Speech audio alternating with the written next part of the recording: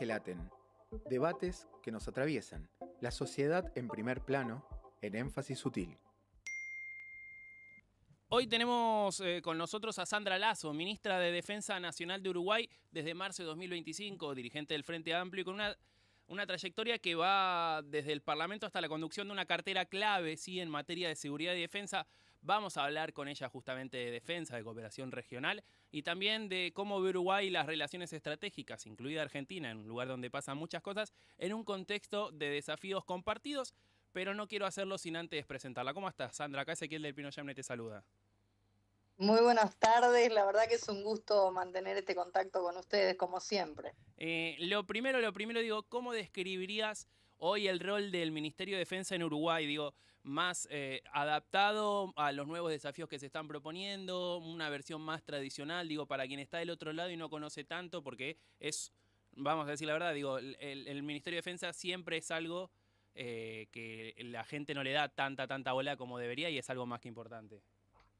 Bueno, para nosotros es fundamental, ¿verdad? Cuando asumimos esta cartera, teníamos muy claro, y así lo dijimos en nuestro discurso inicial, qué significa para nosotros el tema de la soberanía nacional, de la defensa de la soberanía nacional, que hoy está vinculada, obviamente, no solamente acotada a lo militar, sino que es algo que trasciende lo militar, es, digamos que un rol que tiene que ejercer también la ciudadanía como tal. Por lo tanto, esto abarca no solamente los recursos, tener una mirada estratégica, tener una mirada sobre qué está pasando en la región, ciertos espacios también de coordinación, ¿por qué no?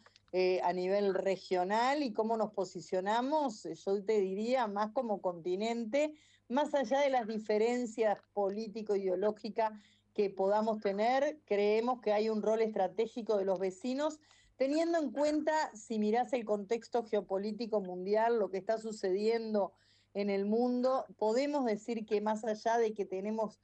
todavía muchas brechas socioculturales, socioeconómicas en nuestras sociedades latinoamericanas y obviamente algunas amenazas que también son producto de este siglo XXI tan díscolo que de alguna manera nos amenazan a todos, pero continuamos siendo un continente de paz. Y eso entendemos que hace que tengamos que tener un rol de cuidar a este continente de paz. Si uno mira lo que sucede en Medio Oriente, lo que sucede en África, lo que sucede en Europa del Este, tenemos que sentirnos por lo menos preocupados por el contexto mundial, pero también ocupándonos de qué pasa a nivel regional y seguimos siendo una región de paz. Y yo creo que eso hay que valorarlo, pero además hay que trabajar en función de cómo construimos nuestras propias defensas, ¿verdad? Sí, y hablaste de amenazas y diste el contexto con respecto al Medio Oriente y te lo traigo acá, digo, pese a que no haya conflictos armados en general, digo, más allá de alguna disputa que todavía no pasó a mayores en sí entre Estados Unidos y Venezuela, digo, ¿cuál es la principal amenaza para nuestra región y en particular a nivel nacional para Uruguay? Mira, yo creo que por un lado no podemos obviar el tema del crimen organizado, léase como lo que puede ser los grandes contrabandos o léase lo que puede ser el narcotráfico. Pero yo creo que también tenemos que cuidar mucho otras amenazas que a veces son más sutiles y que tienen que ver con, bueno, cómo cuidamos los recursos estratégicos de nuestra América Latina, que no solamente son el cobre de Chile, el agua de Argentina y Uruguay, en algunos casos el petróleo. Yo creo que hoy subyace sobre nuestro continente también una mirada que debería contemplar de algún modo cómo decir al mundo que esos son recursos naturales que pertenecen a la soberanía nacional de nuestras respectivas naciones y que de algún modo también tenemos que preservar y que cuidar, y yo creo que eso tiene que ver también con el enfoque que le damos. En el caso de Uruguay tenemos una mirada obviamente de la política internacional que defiende algunos principios como puede ser el multilateralismo, como es la resolución pacífica de los conflictos, pero como es también un derecho inclaudicable, que es la no injerencia en lo que sucede en otros países. Y eso me parece que para nosotros por lo menos son cuestiones innegociables. Y esto de innegociables, de claudicar, de todas estas cuestiones de lo civil, las Fuerzas Armadas, digo, desde tu experiencia, ¿cómo es construir en un país como Uruguay ese equilibrio entre el control civil y las Fuerzas Armadas? Digo, que haya una constancia en ese tema, que no haya absolutamente ningún problema. ¿Cómo es, insisto en lo mismo, de tu experiencia, llevarlo a cabo? Mira, nosotros tenemos un punto de partida importante que es que en general los gobiernos se han ceñido a lo que es una política de Estado, que es la política de relaciones internacionales, que es lo que te decía, ¿no? Sí. Los principios básicos de multilateralismo, de defender los espacios de diálogo y la no injerencia. También debemos decir que hay diferentes enfoques. Nosotros tuvimos 15 años de gobiernos del Frente Amplio, donde hubo determinados avances en función de lo que dice la Constitución de nuestra República Oriental del Uruguay, que es ni más ni menos que el poder militar está subordinado al poder político. También vemos que en los 5 años anteriores, si bien se mantuvieron algunas de estas políticas o líneas estratégicas de Estado, que es, bueno, cómo nos movemos hacia las relaciones multilaterales, entendemos que hubo algunas cosas que estuvieron bastante quietas desde ese punto de vista y donde no sé si tan claro estaba la necesidad de fortalecer el poder civil desde el Ministerio de Defensa. Nosotros tenemos como rol fundamental la defensa de la soberanía nacional, pero tenemos también una visión desde que las decisiones, más allá de que existen 3 fuerzas importantes, que son el brazo armado del Estado, hay una función que es la función política de quienes conducimos en este momento a las fuerzas, y esa visión tiene que estar ligada a un proyecto estratégico de país. En el caso nuestro, nosotros estamos dando pasos, por ejemplo, te pongo ejemplos claros en lo que tiene que ver con consolidar un sistema educativo de formación militar donde el eje derechos humanos transversalice absolutamente todo el sistema. Y por ponerte un ejemplo, una noticia que quizá no fue tan difundida aquí en nuestro país y para nosotros es uno de los grandes logros, porque fue un objetivo, una meta, que era que, por ejemplo, todos nosotros, cada determinada cantidad de años, se realiza un Congreso Nacional de Educación donde todo el sistema educativo debate cuál es la estrategia nacional en materia educativa. Por primera vez en la historia hay una mesa chica del Congreso que está incluyendo, luego del trabajo de nuestro director de formación militar, que es un joven magíster, Diego Delía, que tiene toda la fuerza, todas las ganas y todas las credenciales para haber tejido con las fuerzas y con el sistema educativo de las fuerzas, de tal manera que hoy logramos que estemos sentados allí por primera vez en la historia. El sistema de educación militar va a estar siendo parte del debate educativo que va a dar ese Congreso Nacional de Educación, que si bien no es vinculante, sí de allí surge un debate que de alguna manera involucra a toda la sociedad. Esos pasos que involucran a lo civil y que tratamos de llamarlo generar cultura de defensa en nuestra población, que fíjate vos que también tiene que ver con dar pasos hacia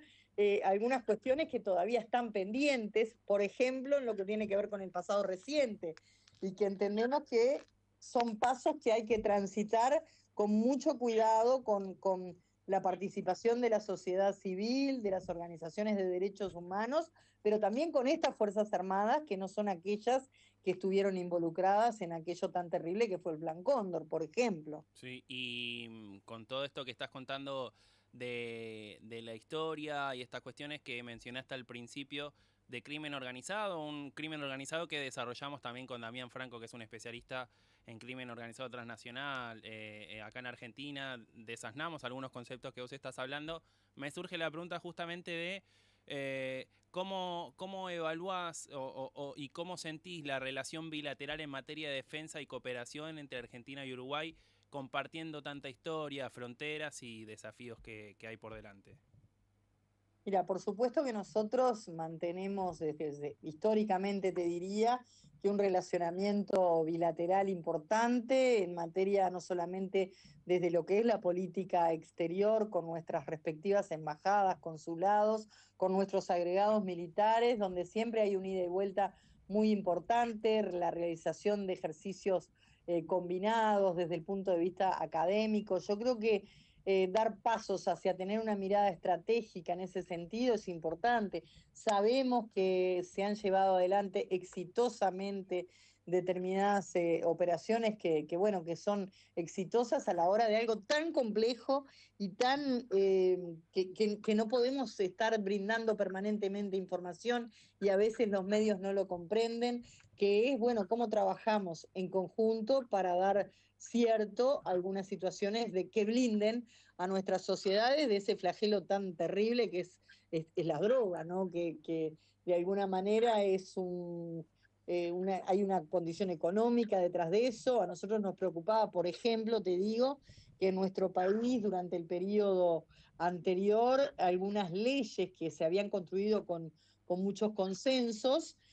como puede ser la ley de lavado de activos, como puede ser la ley de control de cuál es la trazabilidad del dinero, se habían por lo menos alivianado, y eso nos preocupaba mucho. Afortunadamente ahora se están dando pasos para volver a ser muy rigurosos con la trazabilidad del dinero que todos sabemos muchas veces se blanquea, que es dinero proveniente del crimen organizado, ¿no? Y Sí. después toda una situación de violencia que sabemos que mientras no resolvamos algunas situaciones que tienen que ver con la condición social de nuestra gente, tenemos ahí un caldo de cultivo que muchos jóvenes, sobre todo de zonas periféricas, no solamente ellos, pero son muchas veces captados por formas que, bueno, son de dinero fácil y hay que hacerle una trazabilidad para detectar dónde está, porque si no siempre terminan, digamos, cortándose por el hilo más fino y no, yo creo que yendo al fondo de la cuestión, que es quién está detrás de estas rutas de dinero importantes que han hecho que en pocos años se pase de ser de un país de tránsito a países de acopio. Y eso es realmente una situación que nos compromete a trabajar mucho más en conjunto, pero con una mirada estratégica, ¿no? Del fondo de la cuestión. No se soluciona solamente fortaleciendo las medidas represivas, sino también aprobando y teniendo un foco en leyes que hagan esa trazabilidad del dinero y corten las grandes cadenas económicas que se mueven a partir de lo que es el narcotráfico. Y para eso tenemos que también resolver la situación social de mucha gente que lamentablemente hoy aún convive con límites de pobreza muy fuertes. Y nadie elige ser pobre al límite y nadie elige, como decimos acá, comer de la basura. Son personas que quedan excluidas de un sistema que tuvo la intencionalidad de alguna manera de excluirlos, porque bueno, vivimos en un mundo donde el éxito tiene que ser inmediato y aquellos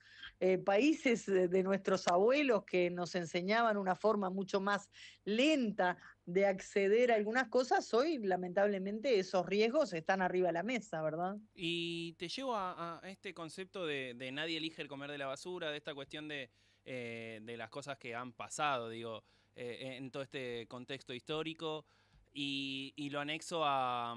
algo muy particular que está pasando en Argentina. No sé si estuviste viendo, leyendo las noticias con respecto a muertes de soldados, suicidios, etcétera, etcétera, por la falta de pago y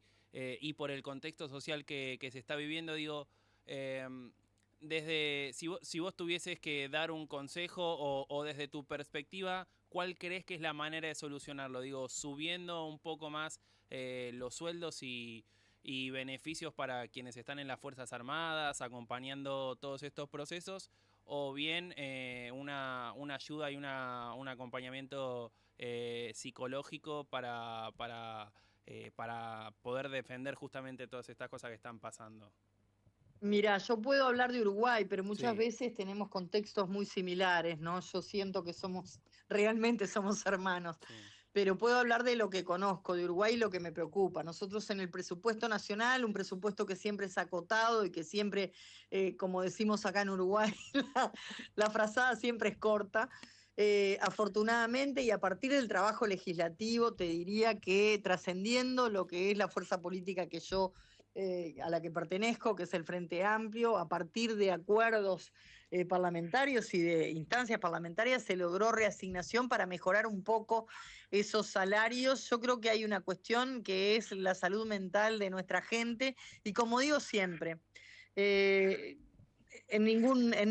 a nadie, o sea, a nadie le hace bien tener afectada su salud mental, pero si hay un lugar donde no podemos darnos el lujo de tener ese tipo de afecciones es donde están aquellos que, o en materia de seguridad, en el caso de nuestro Ministerio del Interior, o en el caso del Ministerio de Defensa, donde están encargados de cuidar ciudadanía, de cuidar soberanía y utilizan armamentos, mucho menos, ¿verdad? Yo tuve posibilidad de viajar a la misión de paz en el Congo en el año 2024, donde los soldados,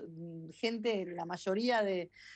digamos, de contextos socioeconómicos vulnerables, tienen la posibilidad no solamente de ver una realidad diferente, sino también de hacerse de algo económico que les permita subsistir de otra manera cuando vienen acá. Y realmente es una conmoción fuerte. Me preocupó mucho que cuando llegaran estuvieran todos los mecanismos activados y los dispositivos para que hubiese un fuerte apoyo a nivel de salud mental. Eso tratamos permanentemente de estar presentes para que